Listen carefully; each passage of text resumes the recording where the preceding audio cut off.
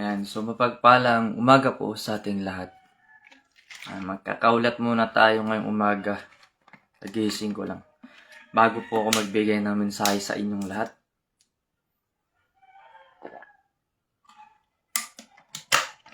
Yan.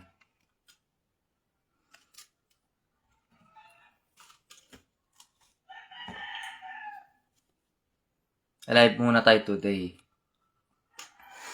Nagigising lang po natin. Good morning again sa ating lahat. Binabati ko po muna unang sa lahat ang ating Diyos na makaparis sa lahat na El Jehovah Elohim. At binabati ko rin po lahat ng mga nandirito, ng mga nanonood sa akin. Binabati ko rin ang mga tunay na nakakasunod sa programa ng Diyos. Kung tunay kayong nakakasunod, hindi kayo tatalikod sa inyong obligasyon na gawain. Dahil ang obligasyon, hindi lamang yan sa panggagamot, kundi doon sa mahalagang napaka-importante na bagay. Alagaan ang material na katawan ng inyong Panginoong Diyos. Ang Panginoong Diyos niyo, pag hindi nyo inalagaan yan, hindi makakapagpatuloy ng mensahe. Handaan po ninyo yan. Kaya tayo nandito sa mundong ito para ipalaganap ang salita ng Diyos. Alam nyo ba mga anak, kahit gumawa ka pa ng milyon na bagay ng kabutihan, hindi yan ma-appreciate ng isang tao. Dahil ang tao, minsan, dalawang klase yan. Ang tunay at ang hindi tunay na tao. May mga nagsasabi na naghahanap sila ng katotohanan, pero wag kayong maniwala basta-basta. Kasi bakit? Doon yung makita sila na kahit sabihin mo yung tunay, hindi sila maniwala. Dahil ang katotohanan na hinanap nila, hindi naman katotohanan, kundi kung paano ka kontrolin. Yun ang gagawin nila sa inyo. Kaya bilang isa sa mga amana ninyo dito sa spiritual, alalahanin ninyo itong mga sinasabi ko. Ilagay ninyo sa inyong puso't isipan para hindi kayo maliligaw. Dahil hindi lahat ng nakaharap mo or nakakasalamuha mo may mabuting puso. Yung iba dyan, may nakahawak na pantarak yan. Akala mo ba literal ka nang sasaksakin ng mga yan? Hindi naman. Ang sinasabi ko doon, yung nakamaskara sila. Nakakala mo mabuti, yun hindi. Kasi may mga taong ang intentionally talaga nila gumawa ng masama sa organisasyon. No?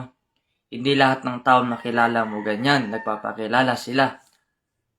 Sasabihin nila na mula sila si Cervantes. Si Cervantes, isa po yan na numero 1 sa mga scammer. Nangunguliksyon sa mga tao si Cervantes ng pera.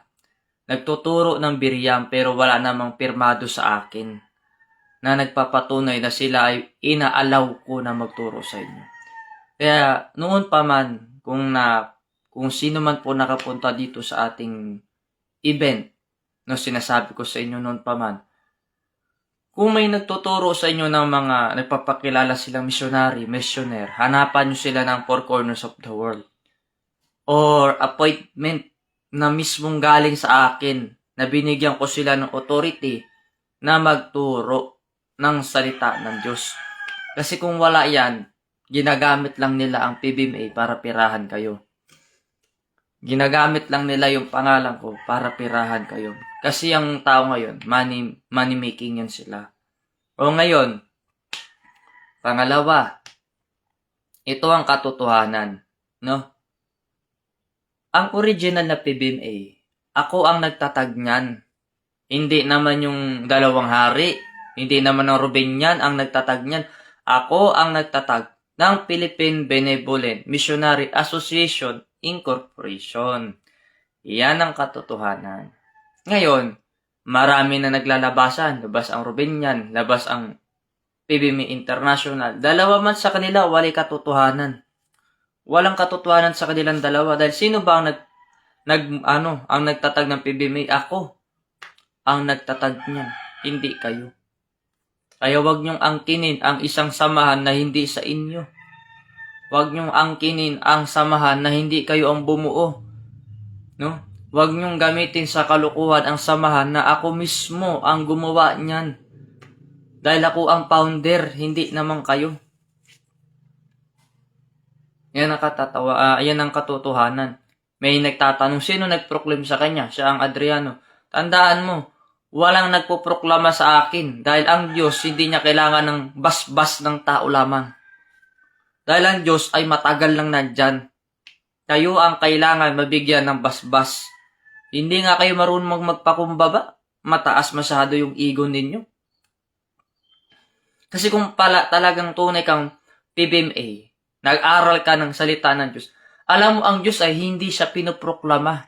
Talagang nandyan na siya bago ka pa isilang. Andirito na ako sa mundong ito bago ka pa isilang.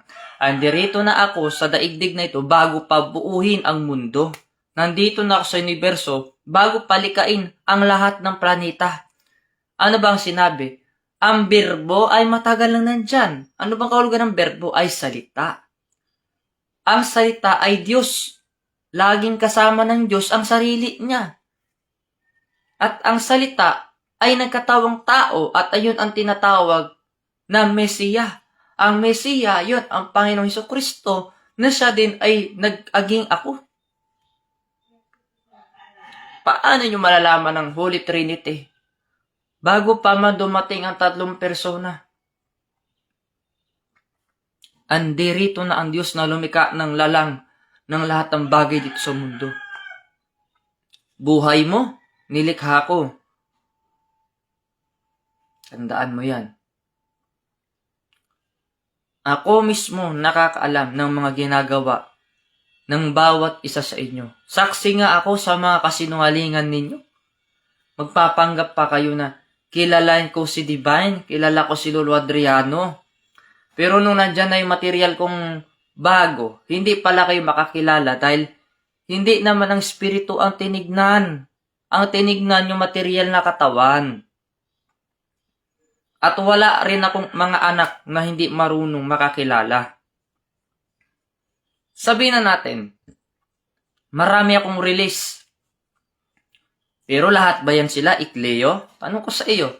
Yung iba dyan pinapilyido sa akin, pero hindi ko anak talaga. Yung isa dyan, anak ni Winnie Baltasar. Pero pinaikleo sa akin. Kasi para walang issue sa pamilya. Yan ang katotohanan. Marami kayong mga walang alam sa background ng pamilya namin bilang Ikleo. Ang alam nyo lang, ang material kong katawan. Pero hindi ninyo alam ang kabuuhan. Wala kayong malalaman tungkol sa kabuuhan ng Diyos kung sino ba talaga ang ano bang pagkatao niya. Dahil hindi kayang unawain ng inyong isipan dahil tao lamang kayo. Isipin mo, kung kaya mong umunawa tungkol sa mensahe ng Diyos, hindi dapat sumusunod ka. Dahil hindi ka makaunawa, gumagawa ka ng masama. Dahil ang inisip mo yun ang tama, di ba? Pero kung talagang matino kang tao, hindi ka gagawa ng masama sa kapwa mo. Or sa kahit kanino man. Organisasyon, sa founder mo pa man, hindi ka gagawa ng masama. Dahil hindi naman yan ang kahayag ng Diyos na gumawa ka ng masama na hindi man nakalagay sa balaod yan. Wala may nakabutang doon sa balaod na magsipagawa kayo ng kasalanan. Wala man kayo gitudlo sa inyo ha. Napala kayong napa bang mga utok kayo? Wala naman siguro mga utok kayo ani. Wala man kayong mga study.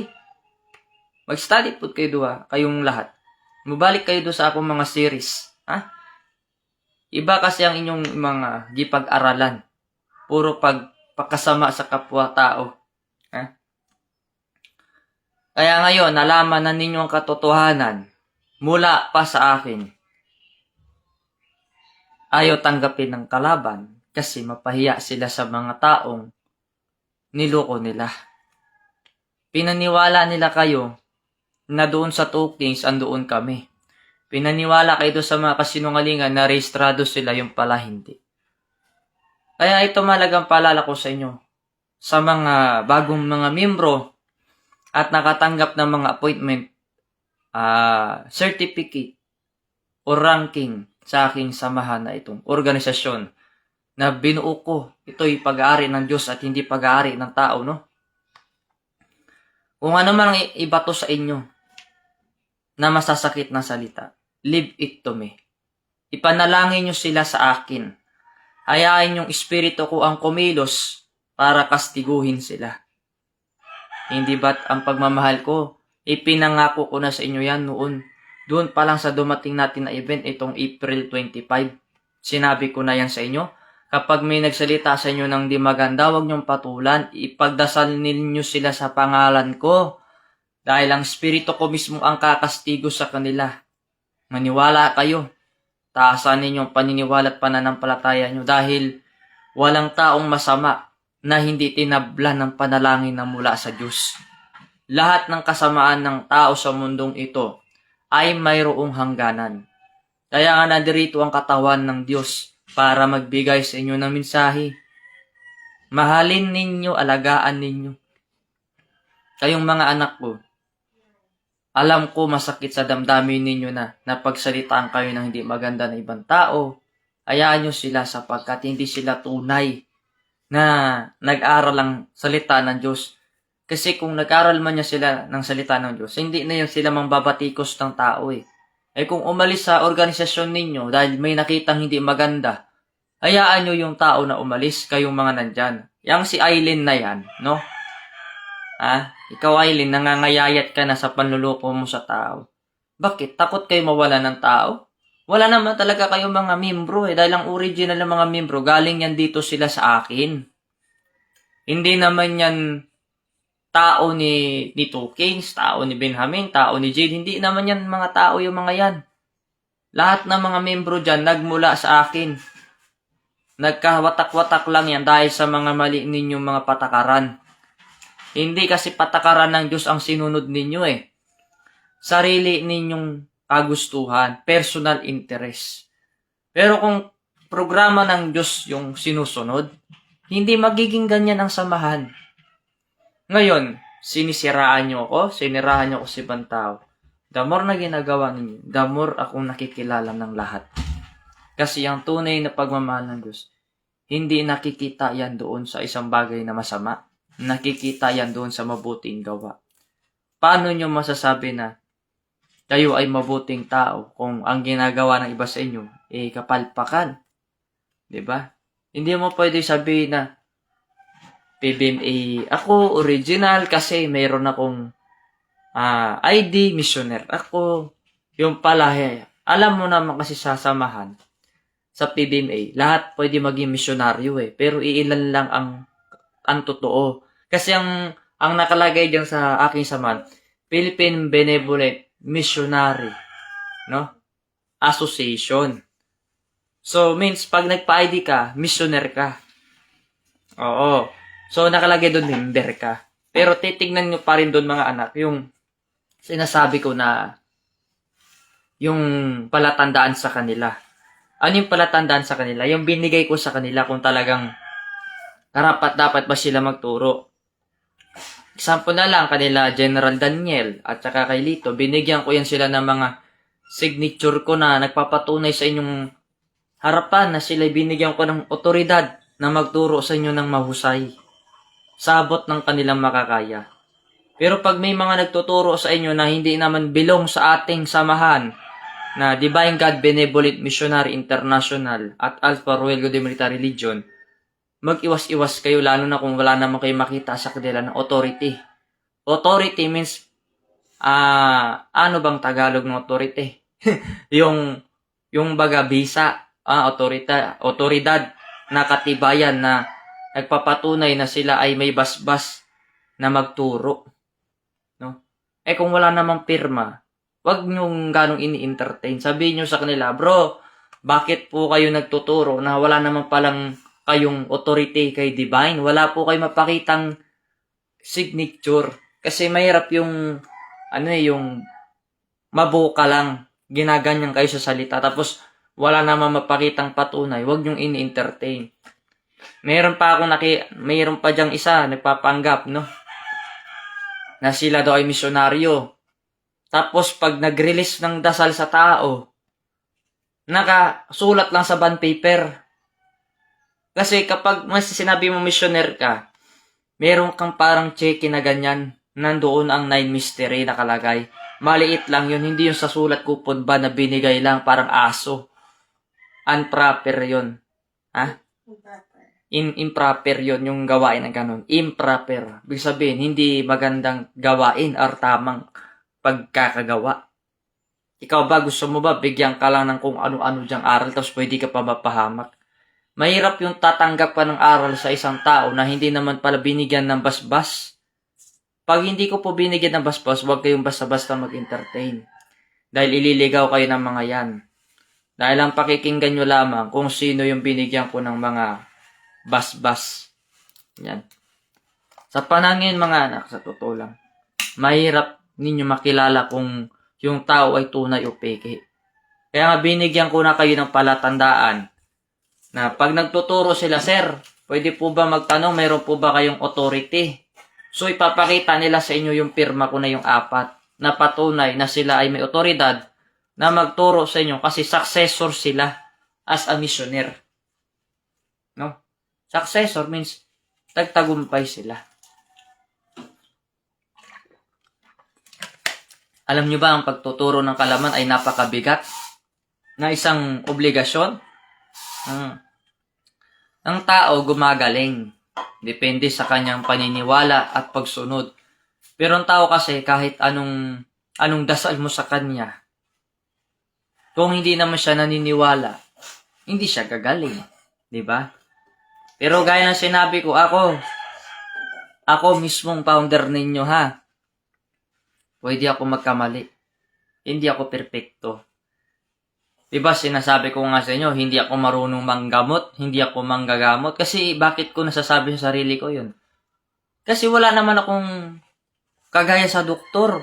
Ano yung tawag sa doktor? Yung galing sa hospital na medicinal na or mga certificate na nagpapatunay na doktor tayo. Yan. Kasi tayo ay spiritual. Kaya kahit ano pang taas ng ating pinag-aralan, manatili tayo magpakumbaba. Be humble. Kahit ikaw pa yung pinakamagaling sa buong mundo, sabihin mo lang sa kanila wala kang alam. Dahil yun ang pinakamasarap pakinggan sa damdamin.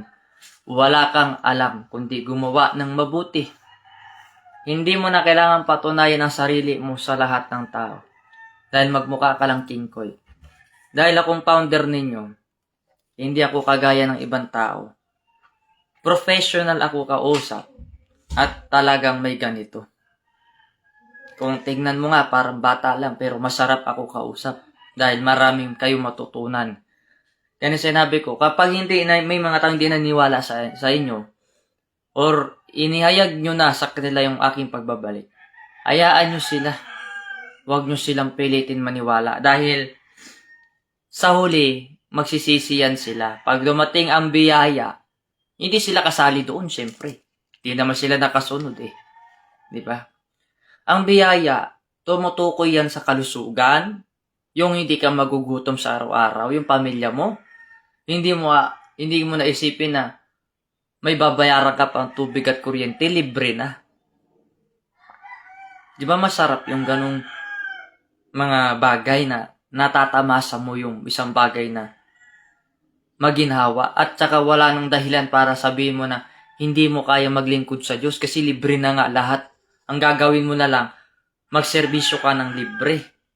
Diba? Kung binigyan ka ng libre, ibigay mo rin ng libre yung iyong oras sa Panginoong Diyos. Anong libre yun? Libre na pagsiserbisyo. Pag sinabi kong magtanim tayo. Kasi yun naman talaga ang programa ko, agricultural. Kayamanan sa kalusugan para hindi tayo magutom.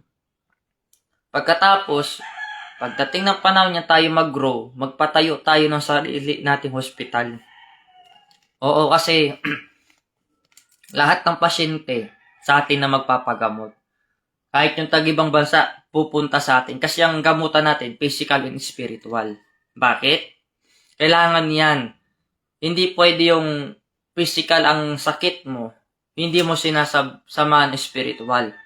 At hindi naman pwede yung ang sakit mo spiritual, Hindi mo sasamahan ng physical na treatment. Kasi kailangan combination yan. Hindi pwedeng mawala yung dalawa. Kasi hindi gagaling ang pasyente kung yung spiritual nilinis mo, yung physical niya, hindi mo naman nililinis. Kailangan malinis lahat. Di ba? Sa panggagamot, hindi basta yan. Mahirap, mga na. Ako, marami na akong pasyenteng hindi napagaling. Maniwala kayo, hindi naman sila gumaling, kita mo. Sino ba naman ako para manggamot? Ordinaryo lang ako sa paningin ninyo. Tao lang ako. Wala ngang gumaling. Walang gumagaling. Oo. Dahil ang tunay na magaling lamang ang Diyos. Yan ang katotohanan. Ako, sa aking puso't isipan, ang aking pagkilala sa isang tao, ito ang ginagamit ko, puso. Dahil makilala mo ang tao kapag nagsinungaling, doon pa lang sa kanyang pananalita. At ang puso mo ang kikilati sa tao. Hindi yung mata, damdamin. Dahil ang damdamin hindi nagsisinungaling. Ang pakiramdam hindi nagsisinungaling. Nakakaramdam tayo minsan ng hindi komportable sa kapwa dahil may ginagawa silang hindi maganda. Number 1, yung pagmamanipulasyon, pagsisinungaling. Yun ang mga hindi magandang gawain.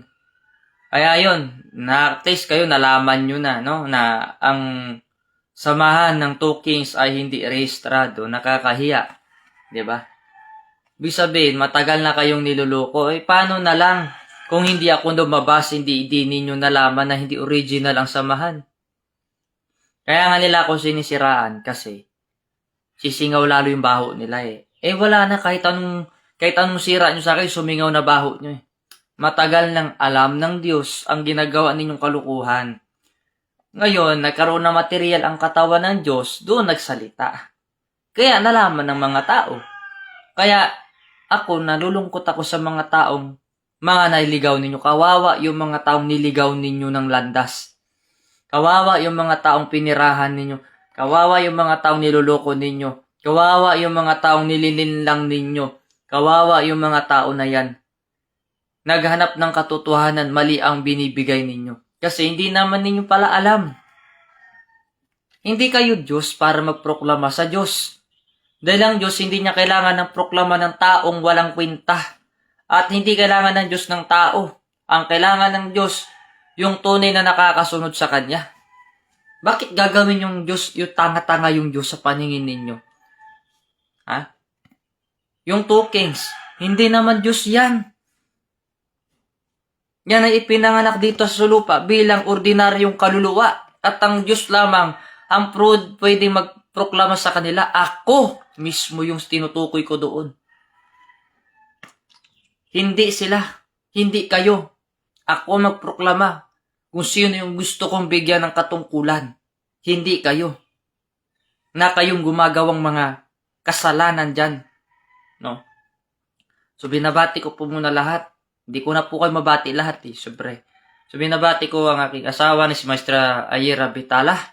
Yan. So binabati ko rin po si Founder Rodrigo Redondo. Mapagpalang umaga po si Founder. Mapagpalang umaga sa ating lahat. At saka si Tony Mirioles, mapagpalang umaga din po sa inyo. At sa mga lahat po, lalo na kay Johnny Lobitanya at Edmar Formentera. So mapagpalang umaga po sa ating lahat. At good morning din po kay Darlina Reyes at saka kay Lucky Pataytay, no? Yan mga anak, paalala ko sa inyo talaga.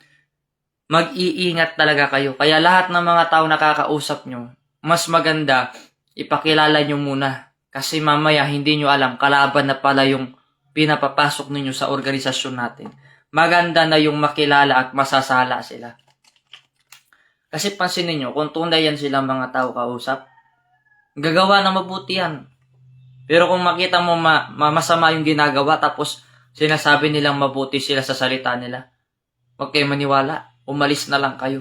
Iwanan nyo sila. Alam nyo, yun ang sinabi ko doon sa inyo sa programa ko. Kung naalala nyo pa, huwag kayong mahumaling sa mga mababangong salita. Tandaan nyo yan. Kasi minsan, ang mabangong salita, hindi nyo alam. Yung pala yung gumagawa ng kalokohan sa inyo. Yung mga tao na yan. Ako, hindi ako marunong magpabango sa salita. Dahil ang salita ko, literal na tunay. Literal na kumbaga, totoo. Hindi na kailangan na ng pambubuladas. Dahil hindi naman yan ang programa ng Diyos. Nabulahin mo yung kapwa mo para mapasunod mo. Ako, nagminsahe lang ako yung totoo lang.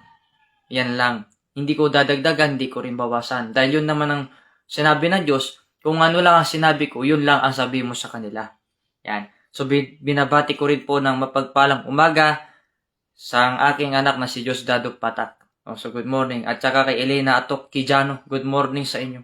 Alam nyo ba, mga anak, ang anak ng Diyos ay hindi lamang sa dugo nakikita, kundi doon sa spiritual na gawain. Kung kayo ba ay nakakasunod. Maraming sabi kasi, di ba, nanggagamot naman ako. Oo nga, nanggagamot ka nga. Tama yan. Nanggagamot ka. Pero ang tanong, nagagawa mo ba yung obligasyon mo na alagaan ako? Hindi. Kasi kasama yan doon sa bylaws natin eh. Nalagaan mo yung founder mo. Paano mo inalagaan? Hindi mo naman sinusuportahan. Diba? Kasi ang tunay na pag-aalaga, hindi nakikita yun sa salita. Pinapakita yan sa gawa.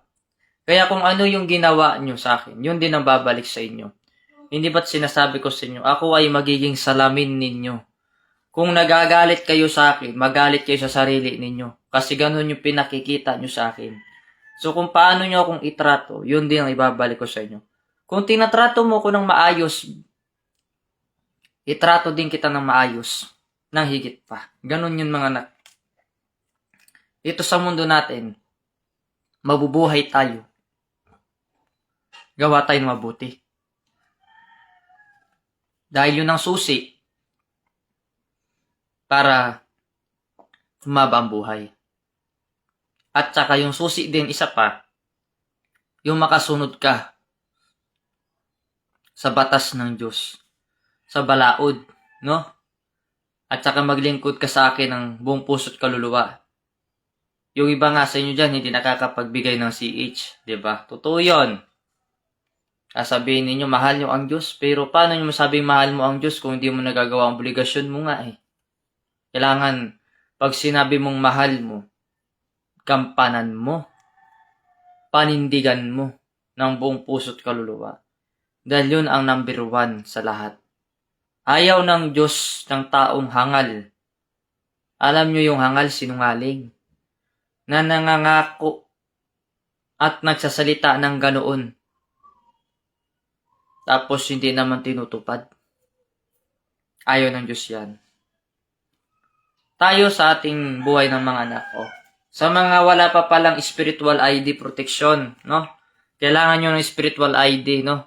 Pag wala pa kayo nito, pag-ipunan na ninyo at mag-order kayo ng maaga pa lang para sa ganon, pag dumating yung kaarawan ko, mai-release ko po sa inyo at babaptize ko na kayo doon. Yan. May mga taong sabi na, kasi divine, mahal po. Kasi mahal talaga yan sa mga taong hindi nagsisikap. Totoo yan. Mahal yan sa mga taong hindi nagsisikap. Pero kung magsisikap ka, makakabili ka niyan eh. Doon nga sa hospital, pag nabangga kayo, lagpas pa ng 20,000 ang binabayaran ninyo, minsan 50,000 pa nga yung bill nyo sa hospital. Hindi kayo namahalan doon sa binabayaran sa hospital. Samantalang yung murang-mura na yan, gusto nyo pa ilibre ko sa inyo. Alam mo, mura nga yan eh. Alam bakit?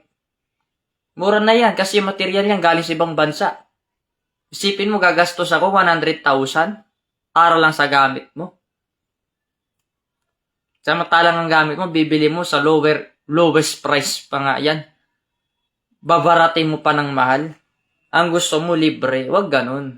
Huwag kayo magsalita ng mahal, lalo na kung hindi naman kayo bumibili. Kasi ang tunay talaga, na tunay na miyembro ng QCCAP, gawa ng paraan. Hindi reklamo. Ang tunay na misyonarya, gumagawa ng paraan, hindi reklamo ang inuuna. Kasi ang reklamo, walang patutunguhan yan. Reklamo ka ng reklamo. Gusto mo magkaroon ng ganon, gusto mo magkaganyan. Ay puro ka ng reklamo, puro ka lang negative energy, mangkukulam ka, lumayas ka sa aking harapan. Dahil dito, kailangan positive ka. Hindi mo pwedeng sabihin sa sarili mo na wala kang ganun dahil magkatotoo yun. Dapat lagi mong i-manifest sa sarili mo na may darating na biyaya sa'yo, may darating na biyaya sa'yo. Pagpapalain ka ng Diyos, pagpapalain kita. Kung ano yung hinihingi mo sa panalangin, ibibigay ko sa'yo yun. Huwag mong hingiin sa akin ng aktual. Lo, bigyan mo ako ng house in lot tsaka kayamanan. Hindi. Hindi yan ang ganun ang panalangin. Hindi ganun ang paghingi mo sa Diyos. Kailangan, ipanalangin mo sa Panginoon yan. Na, Panginoon, bigyan mo ako ng bahay at saka yung ganito, ganyan. Nanghihingi ka nga eh. 'Di ba? Tapos, ikaw naman na tamad, ayaw mo magsikap, hindi ka talaga magkakaroon yan. Kailangan, pag nananalangin ka, samahan mo ng sipag at gawa. 'Di ba? Yun ibig sabihin dasal ka lang nga ng dasal, kulang ka naman sa gawa, hindi ka rin magkakaroon yan. Kailangan po mga anak, pag nagdadasal tayo, gampanan natin sa tunay na buhay, hindi yung kaplastikan. Pangit yun kapag kaplastikan yung pinapakita, nakamaskara. Pag sinabi natin na, Panginoon, sana po madagdagan yung kayamanan namin sa bahay namin kahit kapiranggot lang. Anong gagawin mo? Magtrabaho, magtinda-tinda. Kaya yung may mga tindahan dyan, pagpalain ko pa kayo ng marami, no? Kasi nagsisipag kayo eh. Ibig sabihin, pag nagdasal ka, dapat katuwang mo yung hanap buhay mo. Hindi yung nananalangin ka tapos tamad ka naman. Wala yan. Bagsak yan. Parang kagaya ka ni Juan Tamad. Humihiling ka sa puno na bumagsak yung bunga. Ay baka hindi lang bunga babagsak pati puno. Kailangan kung gusto mo ng isang pagkain, ay huwag ka magsasalita ng ganun. Magkusa ka at umakyat ka sa puno. Mamitas ka dahil ang puno nandyan na eh. Anong gusto mo? Isusubo pa sa'yo? Hindi na. Kailangan anak magsikap ka. Ganan. Kasi ang dyan naman ang Diyos lagi nakaagabay sa inyo yan para gantimpalaan kayo sa inyong mga gawain na hindi ninyo alam. Halimbawa, ikaw gumawa ka na mabuti sa kapwa mo, may nakita ka na mamalimos dyan. Bigyan mo ng pagkain. Alam mo ba yung pag ginawa mo isang bagay na yun, napapanood ko yung ginagawa mo. Diba? Pero pag hindi mo ginawa yun, wala. Kaya sana po ngayong araw to, marami po kayong natutunan sa mga pahapyaw ko lamang na kaalaman. Yang kaalaman ko na yan, wala akong kaalaman. Sino ba naman ako? Na ordinaryong tao lang na bubot tanga sa paningin ninyo. Wala naman akong itataas sa bangko sa akin dahil wala naman ako dapat itaas. No? Hindi rin ako mayabang, hindi rin ako mapagmataas kasi di naman yan ang ugali ng Diyos. Pero talagang ang ugali ko talaga, palaban. Yan ang ugali ko, palaban. Hindi ako isinilang para bastusin o tapakan. Nandito ako para mahalin nyo at nandito ako para paglingkuran ko kayo sa mga mensahe at magbigay sa inyo ng paalala at mga gawain na banal para hindi kayo maligaw. Yan naman po kasi ang programa ng Diyos eh. Mahalin ang tao, hindi ang kayamanan. Di ba sinabi ko, pag nakita nyo ang leader na mahal niya ang kayamanan kaysa sa mga tao, talikuran nyo yan. Dahil ang tunay na Diyos, nagmamahal sa tao. Sa kanyang mga tao, hindi sa kayamanan. Nakita nyo yung programa ko doon, di ba? Ang sabi ko, magtanim po tayo, para di po tayo magutom. Anong ipapatanim natin? Brown rice. Brown rice. So, binabati ko pala si Yolanda. Yan. Good morning po sa ating lahat. Ayan, si Sister Yolanda, may 12 hektarya na lupa. Magpatanim tayo doon ng brown rice at saka red rice. Kasi yan ang tunay na kayamanan, yung hindi ka magutom. Huwag na yung maghanap-hanap ka ng mga bagay na wala. Huwag ka na maghanap-hanap ng mga ginto-ginto dahil baka pag ihain ko sa pagkainan mo yung ginto na hindi mo malunok yan, sasabihin mo, brutal ako. Hindi mo naman kailangan anak ng kayamanan na ginto kasi hindi naman yan ang pagkain ng katawan. Ang pagkain natin dito, pagmamahal at mga pagkain masustansya. Magpagawa pa tayo ng fish pan at saka yung mga tanim na fast growth. Kasi kailangan yan eh. Hindi na natin kailangan ng kayamanan sa buhay natin dahil ang kayamanan mabulok yan. Di ba sinabi ko, huwag kayo mag-impok ng kayamanan dito sa lupa dahil maraming mga tanga dito na sisira niyan. Ano ba yung tanga? Yung tanga, kalawang tawag doon. Mag-impok kayo ng kayamanan sa langit sapagkat doon hindi masisira ang inyong mga pinaghirapan. Ano ba yun? Paano ba tayo magkakaroon nun? Gumawa tayo ng mabuti para sa ganoon, yung kayamanan natin, yun ang susi. Nasarap, di ba? Mabuhay ka ng tapat. Mabuhay ka ng mamaayos. O, yan. Ako, di natin kailangan ng kayamanan dito. Kailangan natin yung pagmamahal ng bawat isa. Kaya nga, pag naglingkod kayo sa Diyos, ibigay nyo yung buong puso't kaluluwa ninyo, buong lakas ng kaisipan ninyo.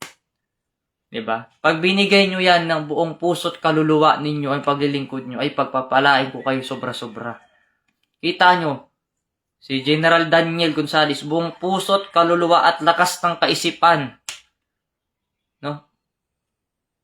Inialay niya sa akin. Lahat ng mga paalala ko, sinusunod niya. Although, nandoon na yung ugali ko na paiba yung boses ko, high and low, kasi may spiritual division ang aking katawan. Kung saan nandyan ang kapangyarihan ko na may bugso ng damdamin. Kaya unawain nyo yung mga na. Pero in the end, lahat ng itong programa na ito, hindi naman para sa akin. Alam nyo kung para kanino yung programa na yan? Para sa inyo.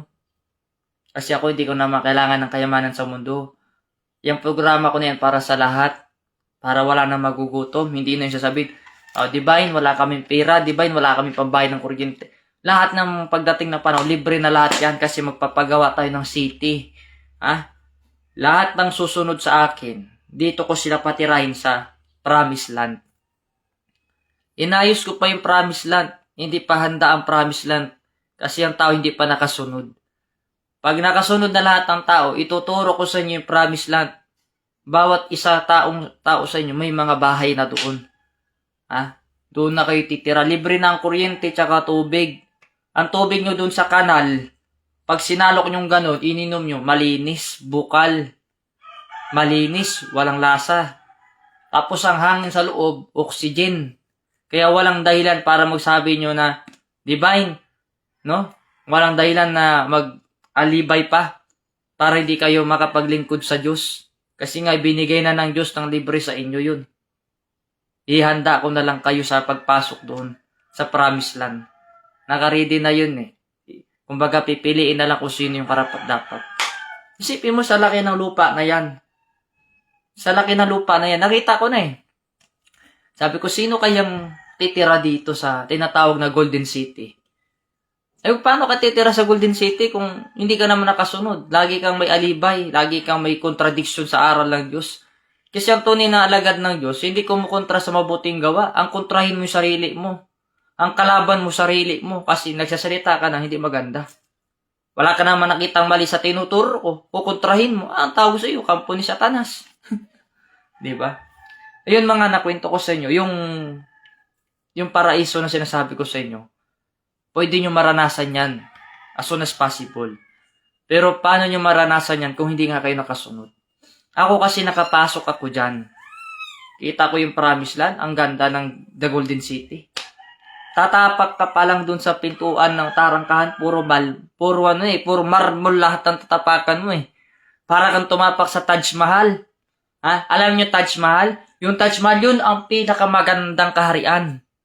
No? Sa lugar lang nila. Pero may mas maganda pa doon na kaharian. Yung kaharian ng Diyos, pag tumapak ka doon, yung marmol na yun, may halong ginto. Na parang may kidlat-kidlat na gano'n. Yun ang naka-decoration doon. Bago ka pumasok doon, isa-sanitize ka muna. Ganoon ka safety doon. Hindi ka tatanda doon. Kakain ka doon ng masasarap na pagkain, no? Mabubusog ka doon. Hindi ka mamroblema sa bayaran ng tubig tsaka kuryente kasi libre naman lahat. Ang gagawin mo lang, ihalay mo sa Diyos ang buong puso't kaluluwa mo at buong lakas ng isipan mo. Kasi kailangan natin doon ng manggagawa. Manggagawa na tutulong sa programa ng Diyos. para hindi na tayo mahirapan pagdating ng panahon. Gusto nyo ba lagi kayong sinasakal ng gobyerno? Tapos ang gobyerno, ginugutom kayo hanggang sa mamatay kayo. Hindi ba't ang pagmamahal ng Diyos pag sinunod nyo ito? Hindi ko kayo hinigpitan, kundi sabi ko, tara, sunod nyo kayo sa akin. At yung programa na yun, pag naayos natin, kayo naman na makinabang. Hindi naman ako. Ako ang kakainin ko lang naman, tuyo. Okay na ako doon. Tuyo lang kainin ko, tsaka tsokolate. Okay na, tapos matutulog ulit ako. Pagising ko, magbinsay ulit ako. Ganyan lang. Dahil ang programa ng Diyos, hindi para sa kanyang sarili, kundi para sa kanyang mga tao na pinili. Pinili na makapasok doon sa kanyang kaharian. Alam nyo, ang ganda ng kaharian na yon, hindi kayang puntahan ng tao eh. Kung hindi ko ituturo sa kanila yon, hindi nila mapuntahan yun. Ang mga haligi doon, ang tataas ng haligi. Kahit nga balahan mo ng kanyon yan, di masisira. Kasi matibay ang bakal doon. Doble-doble. Diba? Pag pumasok ka doon sa city na yun, napakaganda, nababalot ng puro puti, no? Yan ang kulay doon. Puro puti lahat. Mas makita mo yung mga tao doon. Bumabati lang sa'yo na good morning divine. Ganun lang. Wala yung ugali nila doon na kagaya dito sa mundo natin, ha? Iba yung ugali nila doon. Wala doon discrimination. Wala doon yung inggitero-inggitera. Kasi bakit silang may inggit sa kapwa nila? Pare-pares silang may tirahan doon. Pare-pares lang yung modelo ng bahay nila. Pare-pares silang kinakain. Walang inggitan doon. Lahat sila nagmamahalan at nagpaparami ng mga tanim. Para sa ganon, yung mga susunod sa kanila, hindi rin magutom. Di ba? Ang ganda. Alam nyo, yung programa ng Diyos na yan, kung tutulungan nyo ako, lahat kayo niya makinabang, hindi ako. Kasi ako, nabubuhay ako sa araw-araw ko kahit hindi tayo kagaya ng iba dyan. Na yung mga leaders nila, masarap ang buhay nila. May mga steak pang mga niluluto. Samantalang ako, kinakain ko, simple lang naman. Simple lang. Kita nyo yung event, di ba? Pag ako ang kumakain, pinapauna ko na yung mga anak ko. Sino yung mga anak ko? Yung mga miyembro. Inuuna ko kayong kumain para mabusog kayo. Dahil ganyan ko kayo kamahal. Ako kahit huli na ako.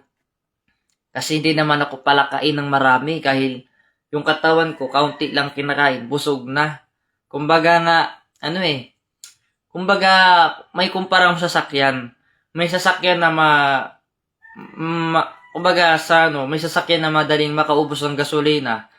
May sasakyan din na matipid sa gasolina. So, yung katawan ko, matipid sa pagkain. Di ba?